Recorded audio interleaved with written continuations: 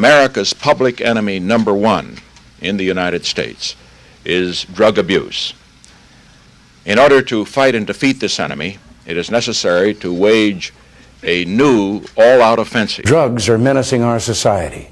They're threatening our values and undercutting our institutions. So this crisis is taking lives, it's destroying families, it's shattering communities all across the country. And that's the thing about substance abuse. It doesn't discriminate. It touches everybody. Yeah, so I'm a person in recovery. I got prescribed opioids when I was 18 years old, and I got addicted to opioids, and addiction took me all the bad places that people go. Generally, American politics has not been the friend of people like me. People who use drugs, people with substance use disorders, that kind of thing. According to the Human Rights Watch, state law enforcement agencies make more than 1.25 million drug possession arrests a year, 1 out of every 9 arrests nationwide.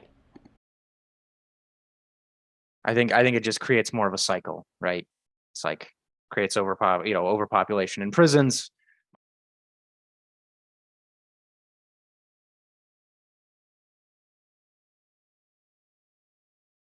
Is because most people don't understand the extent to which we spend money on the criminalization of drugs. Good work, guys. Get it.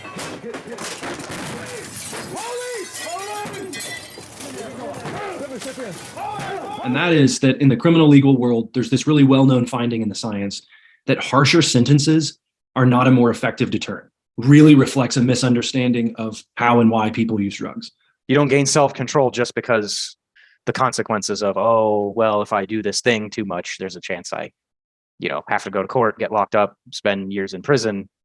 That's not how our brains work. So, my name is Molly Bramble. I'm a deputy state public defender out in Golden, Colorado. So my professional stake is that I represent poor people who are, by and large, addicted and struggling with recovery. Additionally, I am on our county's drug court team, and I additionally have known and loved people who struggle with recovery. Why incarceration does not incentivize sobriety is that when someone is addicted to, something like opioids or methamphetamine, and they are put in jail, often they are just desperate to post a bond and get out because they know they're going to have to go through withdrawal, which can be a deadly process for some people. Prison destroys a person. It really does. It doesn't help in any way. It only encourages the worst kind of coping mechanisms, which often includes drugs. My name is Hollis Crow. I'm from Madisonville, Kentucky. Well, I was in law enforcement for 11 years. I've been around and seen a lot of people that have dealt with addictions and or drug or alcohol abuse. I've had an uncle that has passed away from a drug addiction, as well as another family member that is currently addicted to alcohol.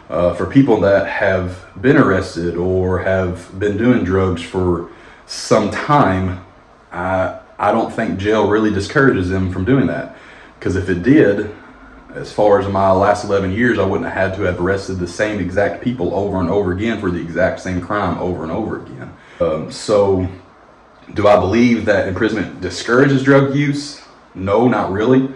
I believe one way is to start with the youth. I think the main point is our prohibitionist drug policies have never, ever led to a drug-free society.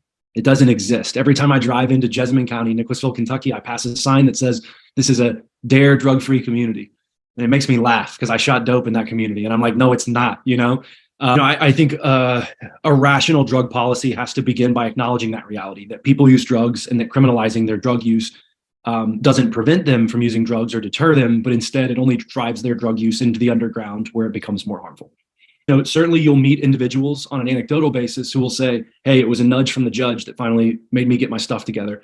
And I'm not trying to discount or invalidate that experience. I have friends who have had that experience, but I would argue that they could have gotten the same help without the legal consequences. So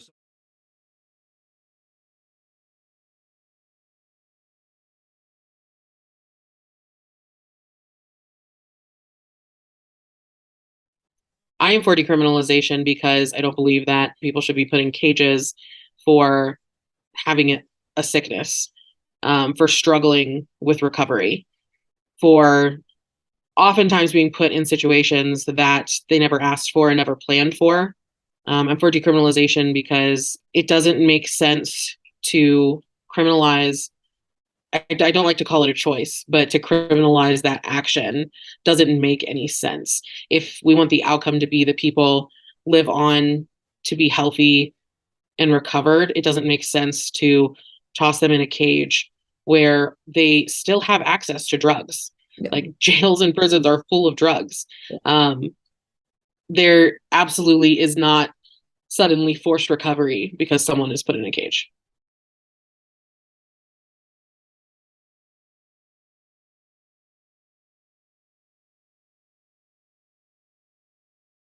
As far as for decriminalization, I can't say that I'm 100% for it or that I'm 100% against it. For it to work, you have to have the people that are addicted, they want to be able to fight the addiction. And the other thing I would say is that there was a long period of time where I was trying and failing. And so a lot of times when I work with families, I ask, like, can you imagine the possibility that your loved one could be trying and failing at the exact same time? Because for a lot of us, for some reason, we equate, people being in recovery or achieving sobriety with success, and people continuing in their addiction with failure. But the difference between those two states is not, a character flaw or how hard somebody works. It's typically access to resources or having the things they need. So I happen to be one of those people who had access to everything that you can imagine, and it made all the difference in the world. What would it be like if they could have accessed that treatment without being involved in the criminal legal system? That would kind of be my response. Countries like Switzerland did that exact thing, in the late 90s and early 2000s, when people were dying in front of their state capitol from heroin usage, and it's like they wanted to solve that problem. So what did they do? They actually used the money to treat the addiction and treat the problem of addiction rather than locking people up.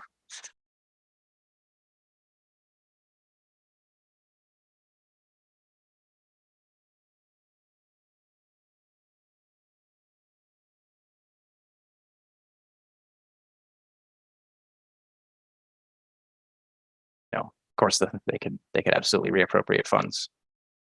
The Council of State Governments compared a single prison sentence for a drug offense costing $26,188 to the cost of a single sentence to a treatment center costing $3,143. But I think making more medically assisted options more accessible would be huge, because especially given the healthcare crisis in this country and the cost of just having adequate healthcare, if someone has access to those tools for free, I think that would make all the difference. And that means too, not having to jump through any kind of hoops to get it. Just being able to walk in somewhere and have access to just a range of treatment options that they can discuss with someone who's qualified to help them make that decision. So many of the harms that we see of, opioid use in Kentucky are not just fatal overdose, although that's part of it. And part of the reason that people are experiencing fatal overdoses is because if you and I are using drugs together and you overdose, I might panic and I might be afraid to call 911 because I might be afraid that I'm going to get in trouble. Even though we have a Good Samaritan law that protects me, a lot of people don't believe that or trust that. And so that's an example of one way that the criminalization of drugs, the fact that we have laws against it, lead to people being harmed, because now I'm running away from an opportunity to help you. Definitely, it would have looked different, not just for me, for so many of my friends.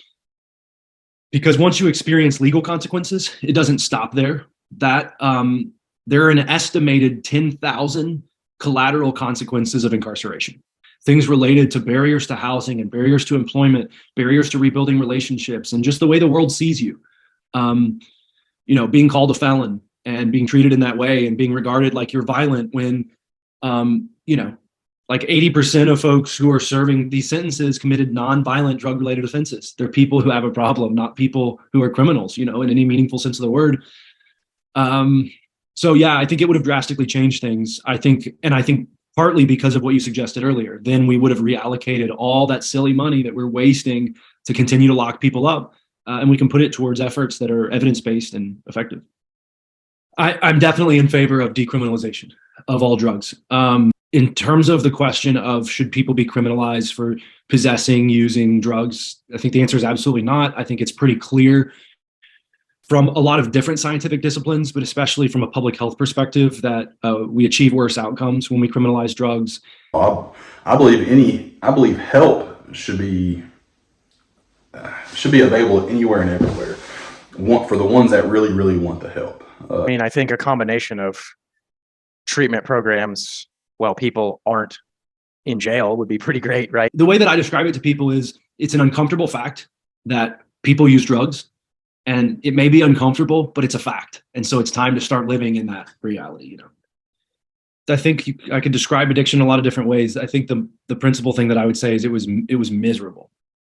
It was really, I think that's the thing that people misunderstand the most about addiction is they think you're getting high and you're partying or you're having fun or something, escaping, but it's really miserable. Short of decriminalization is not good enough.